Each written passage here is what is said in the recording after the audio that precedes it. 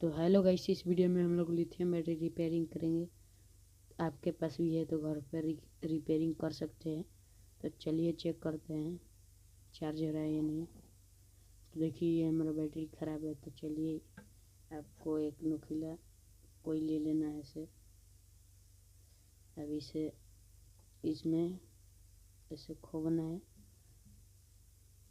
Gas निकलेगा इसमें से। तो चलिए इसे चेक करके दिखाता हूँ।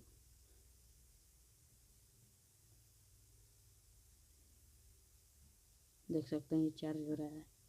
प्लीज़ चैनल को सब्सक्राइब करें।